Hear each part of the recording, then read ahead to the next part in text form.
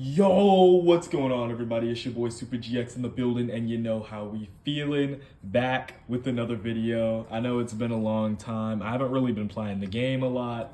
I've been mostly focusing on Street Fighter and other things, and I've been very busy as well. For one thing, I did end up moving. I'm in a new apartment now, and this one's a lot closer to the street, so I do want to apologize if you hear any oncoming traffic or anything like that. But I'm coming at you with PK. I did come back to the game. I just wanted to, see what's out there, especially since Arise Heart is gone. I did play like 2 weeks ago. I played at my locals and I brought Sprite, and I went undefeated all the way up until the last round where I took an L to Branded. But then last week I built Phantom Knights because Arise Heart's gone, so it makes the game a lot more fun, it makes the game a lot more creative, and that was one of the reasons I quit. Arise Heart was just making the game uncreative. I wasn't able to play what I wanted, and I wasn't about to buy a new deck, like none of the really good decks just actually seemed fun. But this format is wide open and it brings creativity to where other decks can actually perform well. So I decided to, just decided to come back into the game and try to really breathe some more life into Phantom Knights, which is obviously, as you guys know, is my favorite deck, like literally my favorite deck in Yu-Gi-Oh! So yeah, 50 cards, obviously, I'm always gonna play it with 50 cards no matter what anybody says. But yeah, hopefully I can get more videos out in the future. My matchups were my matchups last week when I brought this deck, which this is the same list I brought last week, and I'm gonna play it at the store premiere as well. But my matchups were round 1, I played against Red Dragon Archfiend and 2-0'd him. Round 2, I played up against Sky Striker, and I got 2-0'd because obviously Sky Striker has been a very tough matchup always against this deck. So if they blow you out with like their going second cards and such like that, you're not really gonna have a good chance, and that's exactly what happened. And then round 3, I played up against Pure Trib, and then I 2-0'd him. He ended on Nat Beast and a 3-negate Apo. I activated Droplet on the Nat Beast, and then I activated Rite of Aramasir, and then I just, just went full combo and OTK'd. But yeah, I'm definitely gonna try to get more profiles out, try to be back on the YouTube grind. So don't forget to like, comment, and subscribe. It'll do me a big favor. And without further ado, I'm just gonna get started. So it's been a while. I know, like, whenever I would do these profiles, I would be like, I'm not really gonna explain the PK cards because you've seen them enough, but it has been a while, so I think I owe you guys another explanation for anybody new that may be watching, because it's been a minute since these cards have been seen. But 3 Torn Scales, 3 Boots, 2 Cloak, the 1 Gloves, and then the 1 Stangreaves. I'm still playing the Stangreaves. I think this card is still extremely important. So obviously, Torn Scales is your starter, Boots is your extender, Cloak is your like your Rhoda, Gloves is your Foolish Burial, and then Greaves is like your worst extender. But I think they're all important in the format. I think the same ratio has never, I think this ratio is still perfect. I think like this should never change. Like this ratio still performed extremely well. But yeah, I just think, like, I don't know. I don't think you should play any more or any less of these cards. But yeah, nothing to really say about it. It's PK like it's always been, just like standard PK. For the Adventure Engine, yes, I still play the Adventure Engine. I played the 1 Water Enchantress and then the 1 Griffin Rider. People were saying that, like, not Torn Scales, the Tour Guide Engine was gonna come back and, like, be the new way to play.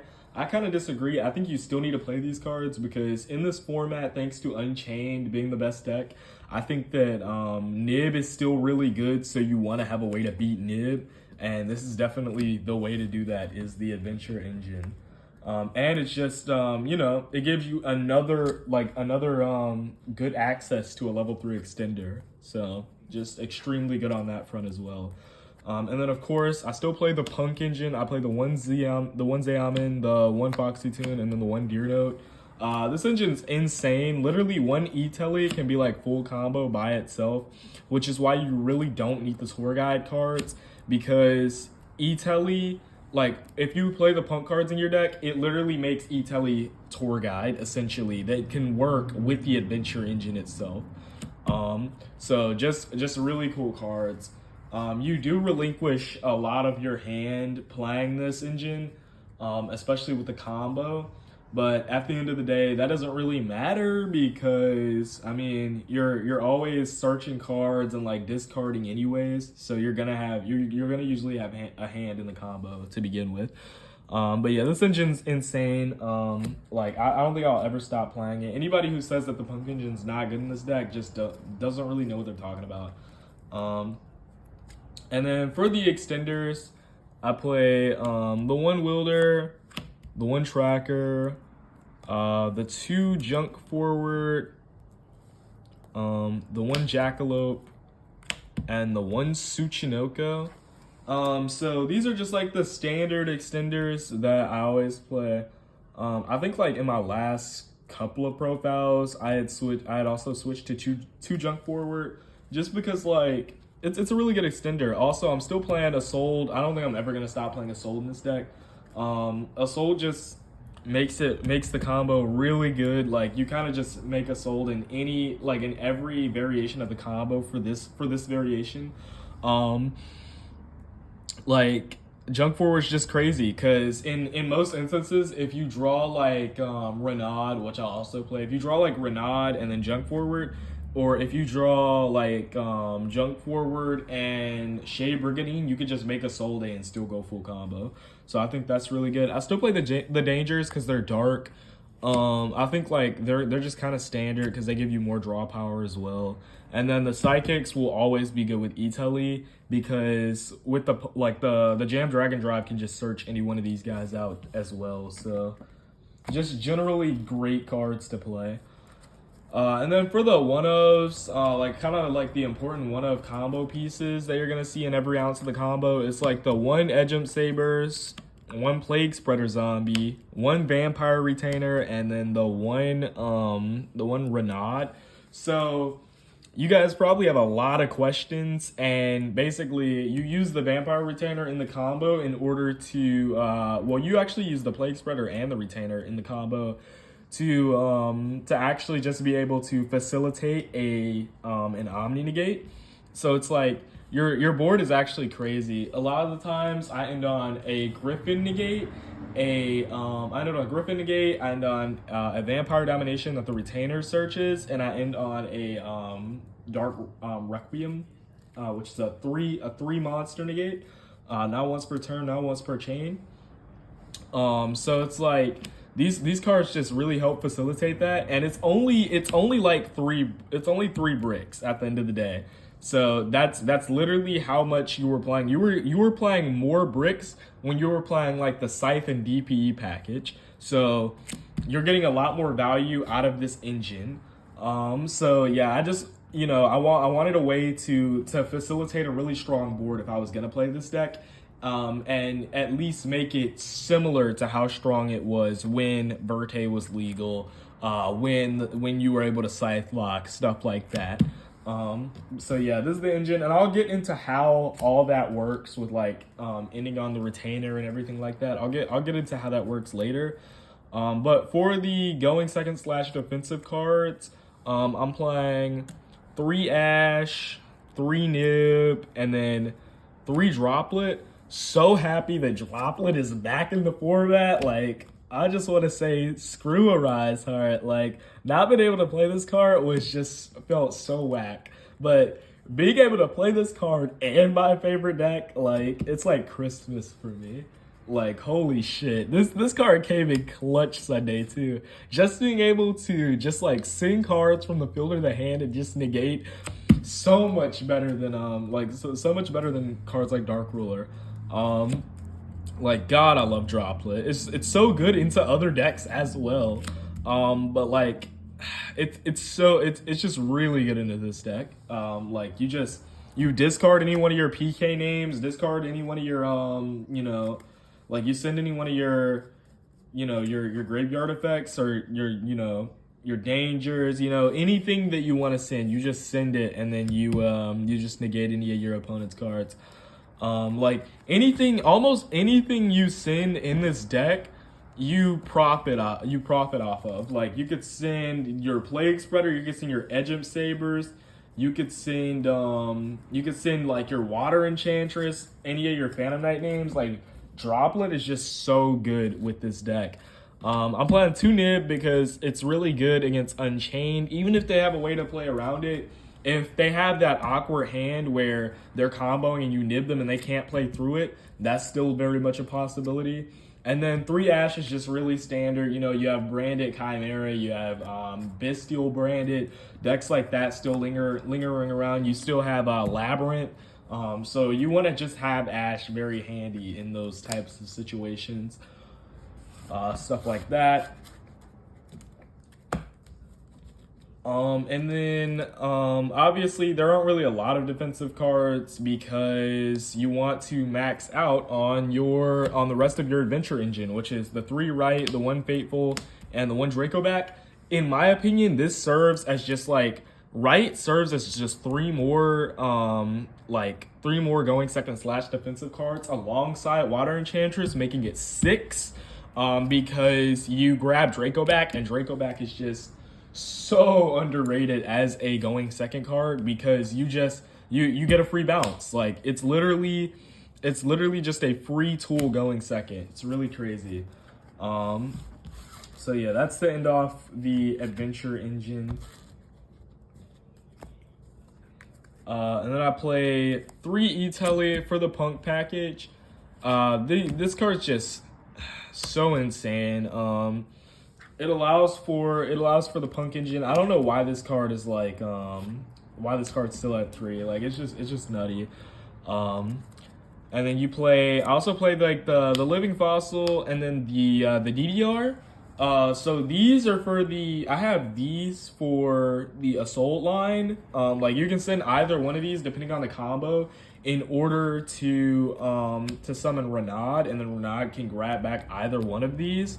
Or if you have them in your hand, you can use them as extenders as well. So they work as like they also alternate to like extenders. So it's kind of crazy.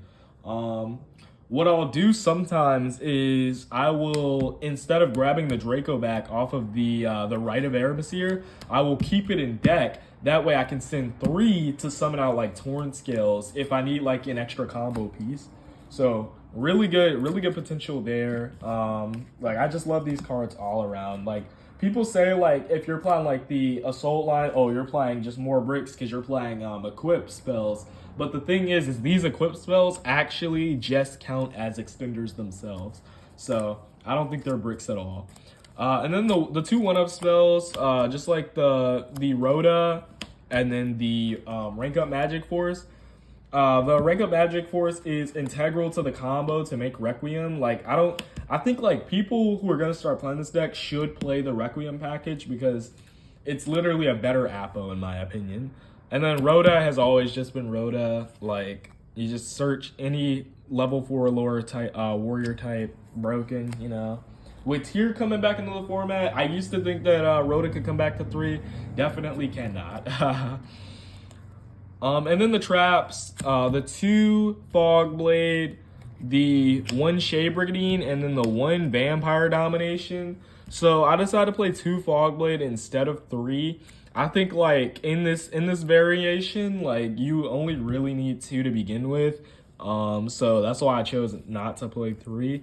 And then with your grind game, you're more grinding out with the other cards that you sent to grave other than Fogblade anyways, so you didn't really need it to begin with. And then Shea Brigandine, people are saying that they never use this card and they want to cut it. I think that you should continue to play this card. Like, this card, especially in my variation of the deck, which nobody's ever seen this. This is my variation. Like, I thought of this shit. So I just want to kind of like, you know, kind of give credit to myself. But this variation, Shade, is extremely important because it's a warrior, so you use it to make it sold in the combo. And then Vampire Domination, you end on this, you summon out the Retainer, and I'll get to that when I get to the extra deck. But you summon out the Retainer, and then the Retainer searches for the Domination, and then this is another Omni Negate, and it's also a way to get rid of Dark Ruler, essentially. Like, if they Dark Ruler you, you go, okay, cool, Vampire Domination, GG's. So really cool there. That was like kind of like a situation that happened Sunday, and I'm sure it's gonna be a situation that comes up at the premiere as well. But yeah, that's it for the main deck. For the extra deck, obviously I still have like the same best tokens. Literally gotta have the tokens for the Adventure Engine. But for the extra deck, for the links, obviously I'm playing the one Cherubini, the one Isolde, the one Sprine, the one IP, one Dark, one Rusty, one Unicorn, and then one Access Code. So no Apo because Requiem is basically the best Apo. I didn't really have the space for Apo, especially with the addition of Sprine. So the way the combo works, by now you probably guessed it, but the way the combo works is in the combo, you make Sprine dump Plague Spreader, summon out Plague Spreader, make Gigantic over Sprine, and then so you make Gigantic over Sprine, and then Gigantic summon out the Retainer grab the Vampire Domination. So just like a really good combo there. It's so good. It beats Dark Ruler, beats any spells that they're trying to activate, beats any monsters. It's just another generally good Omni Negate. But yeah, these cards are all just OP, all just trivial to the combo. And then for the Xyz monsters, obviously I showed you guys the Gigantic. So Gigantic Sprite, the one Break Sword, one Leviair, one Dark Rebellion, one Dark Requiem, one Zeus. So these cards, so these 6 I thought were perfect. A lot of people are cutting the Leviair for the second Break Sword. I still like the Leviair in the deck, even if in this variation of the combo, you don't really end up going into Leviair a lot. But if you're lacking an extender, Leviair is extremely important for those scenarios because you make Leviair and then you just still summon out.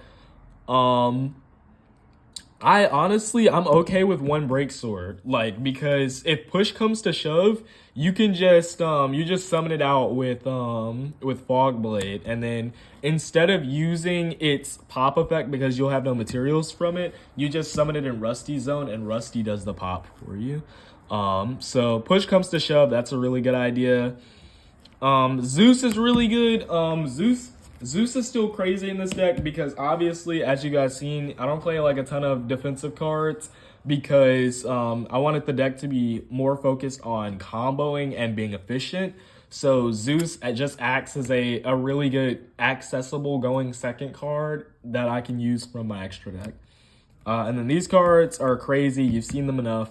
Like Requiem just allows you to just completely just negate all your opponent's monster effects. Basically the better Apo. And then last but not least, the one Jam Dragon Drive. Jam Dragon Drive is just always crazy. Just like this card does everything for you. Searches you a level 3 sidekick so you can go into Cherubini with your Zayaman. It's just wild. And then it also acts as another extender by itself because you can use it to link off into the Sprine at the end of the combo, which is why grabbing E-Telly is really important. So I think what I'll do is probably a combo video, like just to show you guys the sauce. But yeah, so stay tuned for that. This deck is a lot of fun to play. I've had a lot of fun testing it and like putting it together. So yeah, definitely if you want to see more, make sure you like, comment, and subscribe. And I'll probably have some deck profiles from the premiere. So stay tuned for that as well. I'm definitely excited to see what this deck will actually do. Like I went X-1 at the event last week. But it's definitely a different ball game at the premiere, so we'll see how I do. But yeah, without further ado, like, comment, and subscribe, and yeah, peace.